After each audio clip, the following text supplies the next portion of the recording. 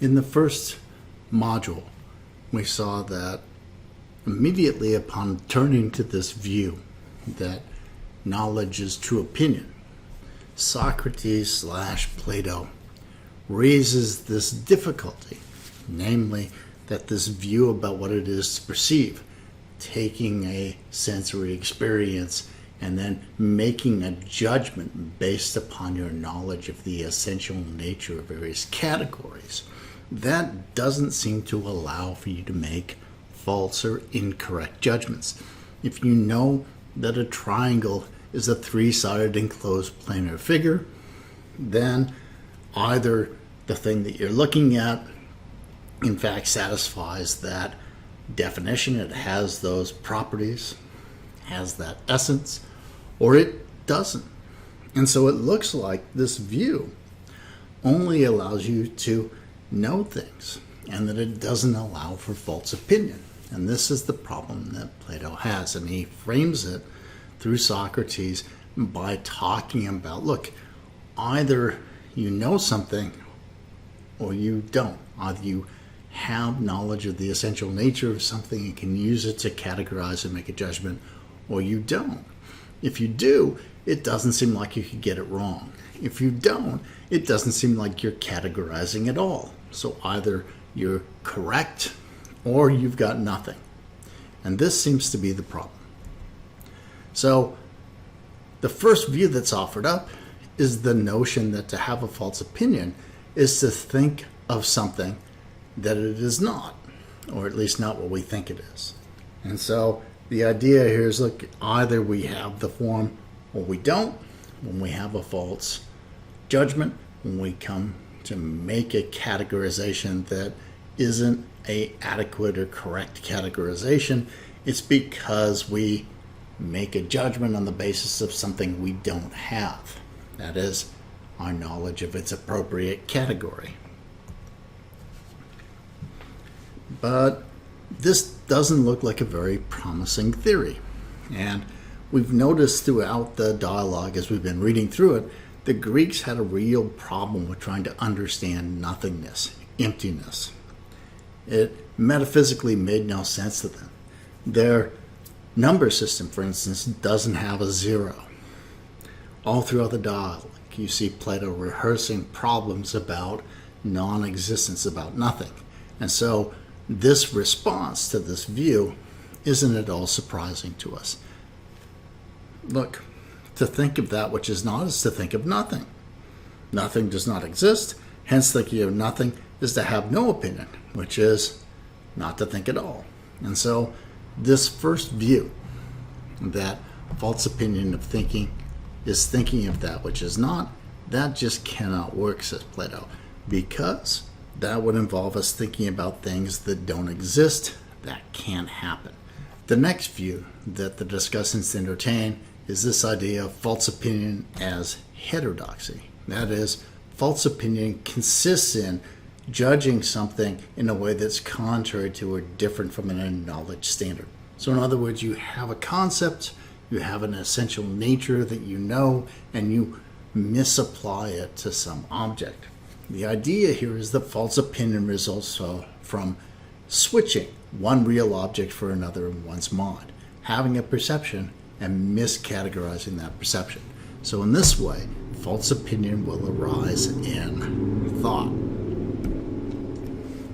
Again, the discussants reject this view, and they reject this view for largely the reasons that caused them to venture into thinking about how false opinion could arise.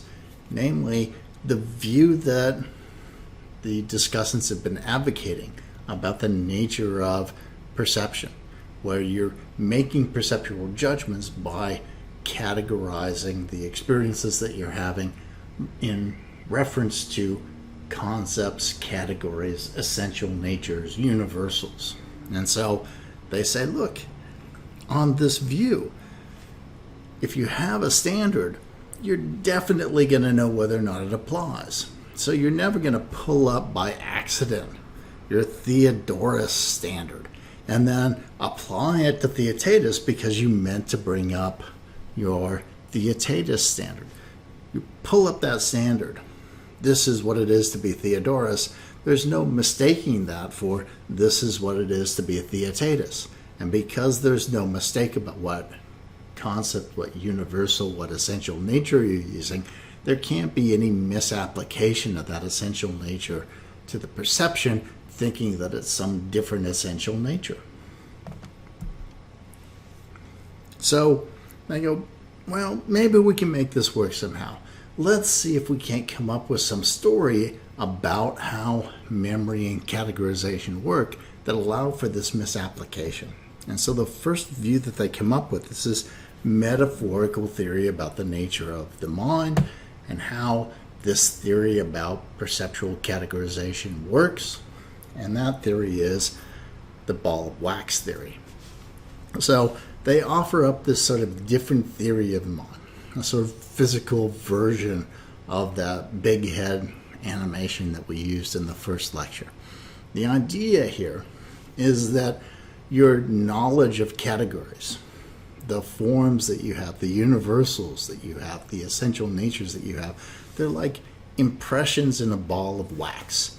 And when a sensation comes in, it's like an object. And you match that object to the impression that best fits it.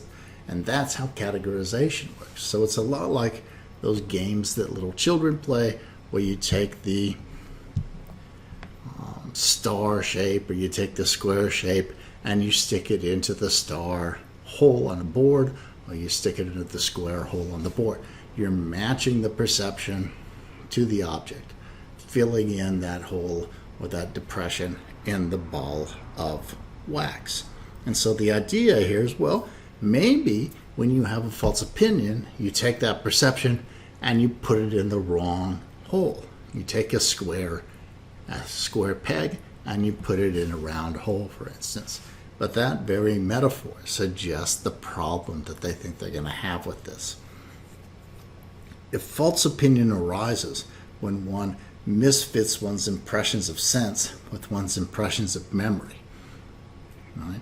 If you stick the impression in the wrong part of the memory, then surely that's not going to work. And Socrates / Plato gives a number of reasons why this is an inadequate story. One of the things is, look, if you're not currently perceiving something, then you can't actually make a judgment or categorize or think about it on this view, because you've got to have the perception there to match to the depression in your ball of wax. So he kind of steps out of that narrow construal of the exercise of knowledge that he's been using up to this point to think about a wider context about how knowledge is supposed to work. And he notes that, look, not all of my knowledge is perceptual categorizations. If knowing is matching an impression to a memory, then if I don't have a sensory impression, I can't be in a position to know. I can only know as long as I've got that impression in that sensory experience, in that impression.